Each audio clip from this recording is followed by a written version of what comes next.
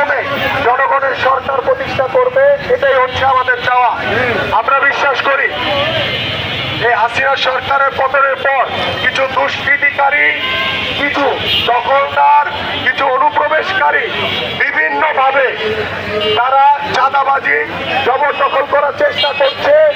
আপনারা জানেন যে আমাদের এই বীর ছাত্ররা সার্বিকভাবে এই দেশকে সুন্দরভাবে গড়ে তোলার জন্য সার্বিক সহযোগিতা করছে এবং আমরা বিশ্বাস করি বর্তমানে আজকের পর থেকে কোনো চাঁদাবাজি, কোনো দখলদার, কোনো প্লট দখল করে বা কেউ যদি কারো কাছ থেকে কোনো বিশৃঙ্খলা, কোনো উচ্ছৃঙ্খল আচরণ করে তাৎক্ষণিকভাবে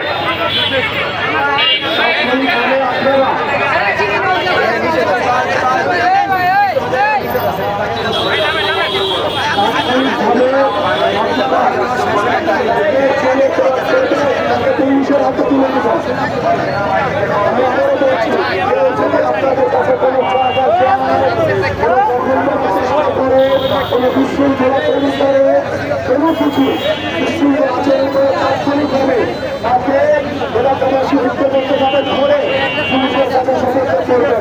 কারণ আজকের পর থেকে পুলিশ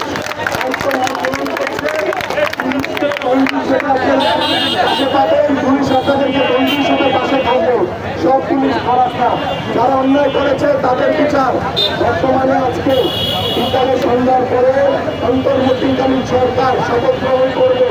এই শপথ গ্রহণ করার পরে এই রাষ্ট্র আইন শৃঙ্খলা বাহিনীকে নির্দেশনা দিবে, যারা অন্যায় করেছে তাদের বিচার আইন শৃঙ্খলা বাহিনী করবে। আপনার আমার বিচার করার অধিকার নাই। আপনারা কেউ কোনো আইন হাতে তুলে নেবেন না। এবং আমি দৃঢ়ভাবে বলতে চাই, এখানে দুষ্কৃতিকারী বলেন বা আমাদের দলের কেউ যদি হয়, কেউ যদি কোনো রকম চাঁদাবাজি বা কোনো কিছু বিশৃঙ্খলা তৈরি করার চেষ্টা করে তাৎক্ষণিকভাবে তাকে ধরে পুলিশে দিয়ে দেবেন। কোনো রকম স্যাক্রিফাইস করবেন না। কারণ